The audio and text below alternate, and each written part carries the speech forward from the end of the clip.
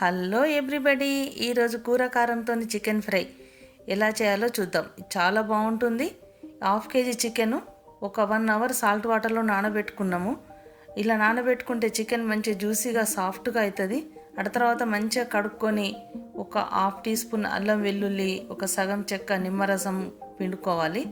తర్వాత కొంచెం ఆయిల్ పోసుకోవాలి. ఇవన్నీ కలిపేసి ఒక 1 అవర్ ఇలా నానబెట్టుకుంటేనే చికెన్ సాఫ్ట్గా చాలా బాగుంటుంది టేస్ట్. తర్వాత ఒక 7-8 బాదాములు తీసుకొని ఇలా మిక్సీ పట్టి ఇలా పొడి చేసుకొని పెట్టుకోవాలి. తర్వాత ఒక వెడల్పు పాన్ తీసుకొని అందులో ఆయిల్ పోయాలి. ఆనియన్స్ వేసేసుకోవాలి. తర్వాత కొన్ని పచ్చిమిర్చీలు వేసుకోవాలి. కొంచెం కరివేపాకు వేయాలి.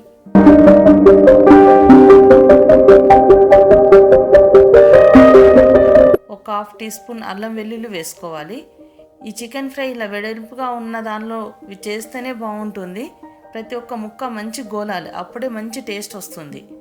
ఇలా కొంచెం రంగు మారిన తర్వాత మనం నానబెట్టి పెట్టుకున్న చికెన్ వేసేసి అంతా ఒకసారి కలుపుకొని ఒక 15 నిమిషాలు స్లో ఫ్లేమ్ పైన మంచిగా కుక్ చేయాలి. 15 నిమిషాలలో సాఫ్ట్గా మంచిగా కుక్ అయిపోతుంది.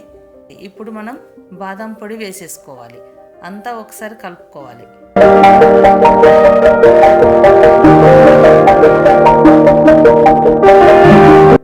ఇది 1/2 kg చికెన్ కదా, ఒక 2 టీ స్పూన్ల కూర కారాన్ని వేసుకుంటున్నాము. ఇంకొంచెం స్పైసీ ఉండాలనుకుంటే ఇంకొక స్పూన్ కూడా వేసుకున్నా బాగుంటుంది. అంతా కలుపుకొని ఒక 2 నిమిషాలు ఫ్రై చేసుకోవాలి. ఇట్లా పైనుండి ఇంకొంచెం కరివేపాకు వేసుకుంటే ఫ్లేవర్ చాలా బాగుంటుంది. ఈ చికెన్ ఫ్రై చాలా టేస్టీగా ఉంటుంది.